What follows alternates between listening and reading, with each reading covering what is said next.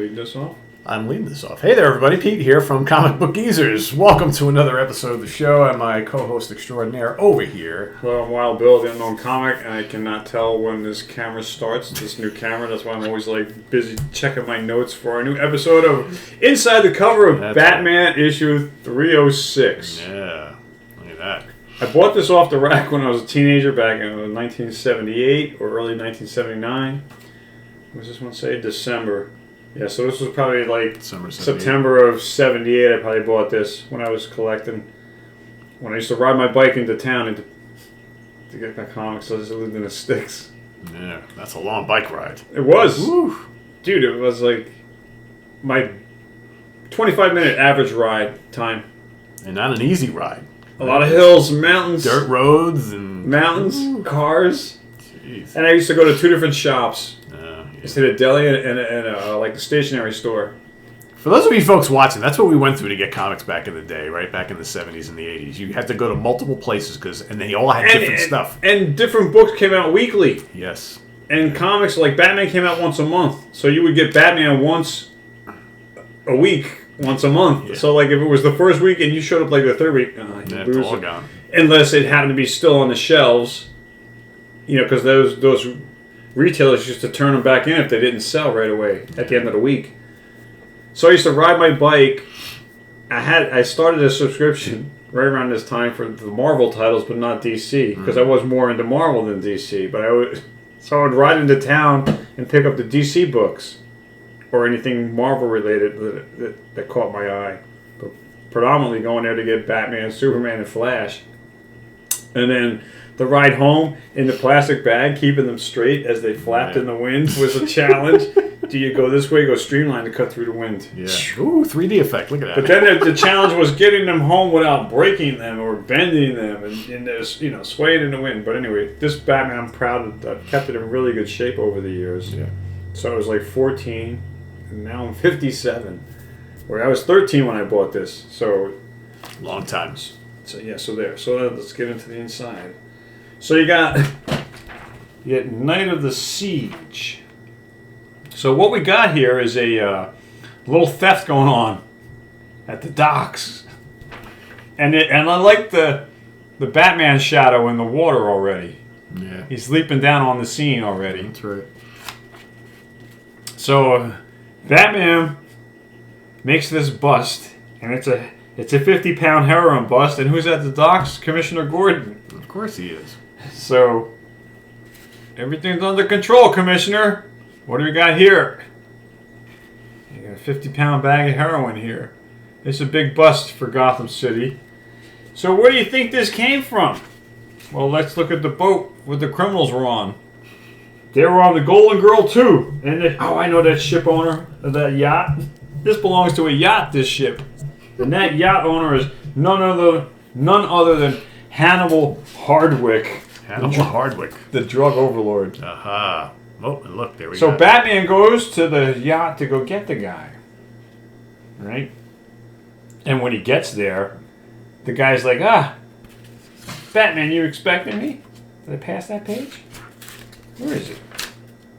Here it is, right up here. This camera. So Hannibal Hardwick sees Batman. He's like, I knew you'd be showing up. And they got someone for you. So as Batman's dealing with Hannibal, in walks the Black Spider. And I've called this guy the one-hit wonder before, because I've never seen him before in my Batman collection.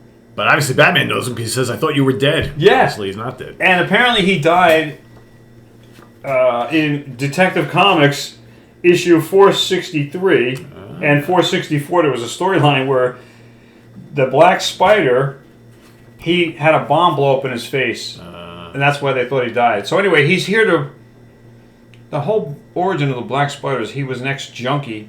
And he's taken out his revenge against all drug overlords and pushers for making him the mess he was. So it's kind of like a parallel to the Punisher story. Yeah, I was going to say. So this guy's a one-man vigilante. Yeah. And he shows up while Batman's interrogating Hannibal Hardwick. And then he's like, sorry, Batman, he's got a prior engagement in hell.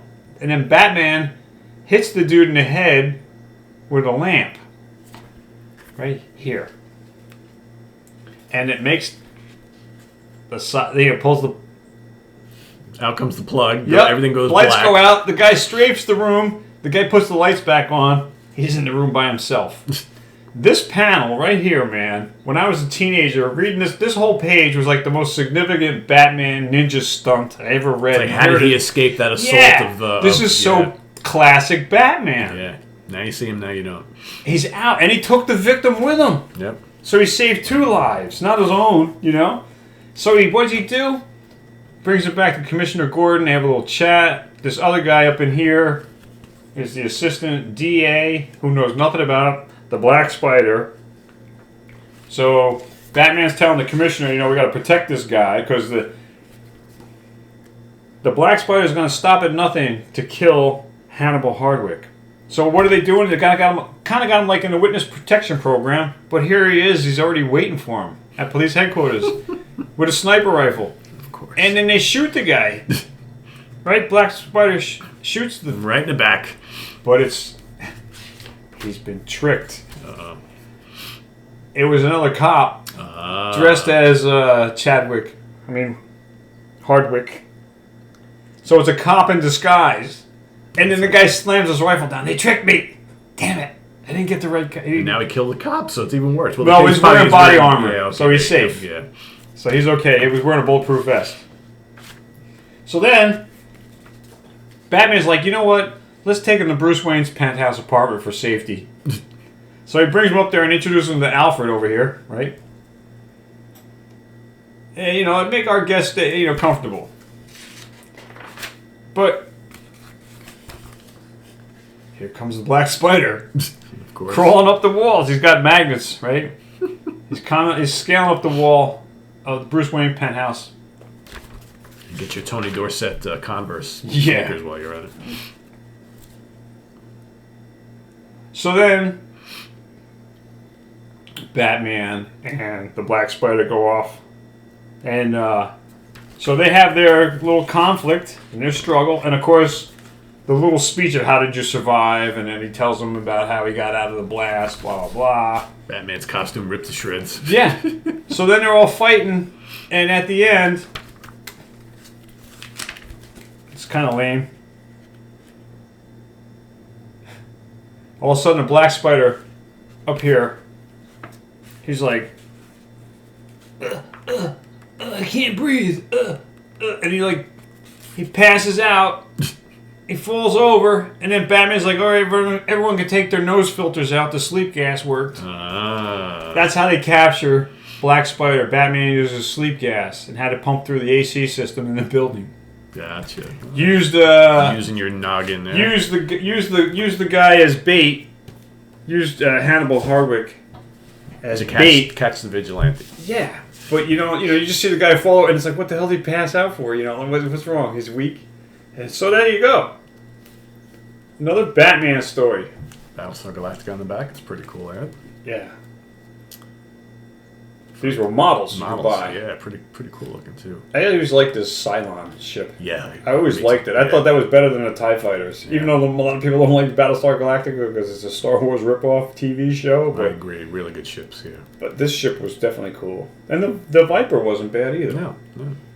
But we didn't read who did the art, and everything on here. I think it was. So we got. So this story was written by Jerry Conway, when many of you know he worked for both Marvel and DC. John Callahan and David Hunt on art and inking. Lettered by Ben Oda, colored by Jerry Serpe, and editor Julia Schwartz. Yeah, she was the Stan Lee of executive of DC Comics. Yeah. So there you have it, gang. For inside the cover. And I got another cover for you. New Comic Book Geezers cover. Issue number 33. There you go. Ooh. Look at that. Mighty... Warrior. Soldier Boy. With the axe that's got looks like a shark. That is pretty... Don't step on that snake. Look out. No, you gotta watch that. Who's gonna win? Snake. I think I'm putting my money on the snake. Probably, well, because he doesn't have any armor on his legs. So, right, if I was the snake, I'd be like, well, that's. I kind of got into a little trouble there with the hands. So I got one hand's got a mace and the other one's holding the axe. We got a new, like my disapproval code? Yeah. Like the frowny face? Frowny face. Yes. All right. Still 2 cents. Good. Chain armor. Yeah. Like leather skirt armor. Chainmail. There you go. I like the helmets, I guess, or is that a head? Is that a helmet or a head? Well, yeah, it's a helmet. It's a helmet with the teeth underneath, right? That's pretty. Yeah, it's a helmet. I didn't So know. he almost like a lizard guy, like a lizard creature of some sort. I guess I don't know. I was going for a weird face, I guess, and it started. Hold it back up a little more. It started with the rattlesnake. Okay. And then I added him, and then the axe and the arms. So I did the body and the legs first, and then I finally did the axe and the head. I wasn't sure, and then I added the comic book geezers at the end. But the head, I was going for like a weird helmet. Mm-hmm. So I was worried. I was like worried about facial details. Yeah, it's kind of cool because now it makes me wonder like what he looks like underneath that helmet. Okay. So you know what I'm saying? Yeah. So and obviously the teeth obviously are fake. That's part of the helmet. Oh, it's part of the helmet. So yeah. Okay. So the guy's obviously got a really small head.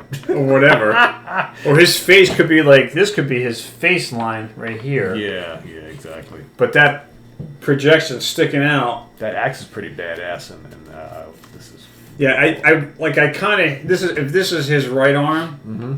I've kind of hid the right hand behind the left hand. Yeah. So the one hand is holding the mace, but I didn't do the details of the fingers of that hand holding that mace. Gotcha. Well, that's pretty cool. So anyway, so it's just another doodle, kids. There you go. Issue number 33. Still 2 cents, but we got a disapproval code this time. Yeah. Can't win them all, right? That's it. So that concludes this edition of Inside the Cover, Batman 306. Yeah. Highly recommend it. It's a good read. Yep. So that's it for Comic Book Geezers. I'm Wild Bill saying thanks for being here. Thanks for your likes. Thanks for your subscriptions, your comments. And as always, please click the notification bell so you can be kept in the loop every time we do a new video. And always check the playlist. Yeah. Please do. Yeah, I like it when you do that. Because you always ask me to do videos we've already done. And then I'm like, we got a newbie here. Trust me, I get that on Sea of Tranquility every day. Do you? Yes. Well, Pete, I really want you to do a video on this band. I'm like, yeah, I did it 8 months ago. Please go look it up. it makes me feel like I'm a teacher. Do your homework, damn it. It's very easy. Yeah. And the time it takes you to write this message. You could have watched it already. You could have had it started. Exactly. We want to keep you in the loop, you know? Yeah. Plus, if you get to watch that video, it helps us because then it gets a view. The views go up. And then you should like it if you haven't liked it yet. Yes, exactly. So that'll help us grow. Plus, you have to be entertained by the wonderful content we produce. Yes, right? And the moral of the story is we've been at this 5 years almost. We're in our 5th year and we're going nowhere. We haven't even 3,000 subscribers. You know? Yeah, we're looking for more people. Certainly. We're looking for more people or we're going out to pasture. So, thanks for being here. We will see you next time. That's right. This wraps it up. And as always, we love you. Thanks for being here, and we'll see you next time. See you later. For Wild Bill, I'm Pete. Bye. See ya.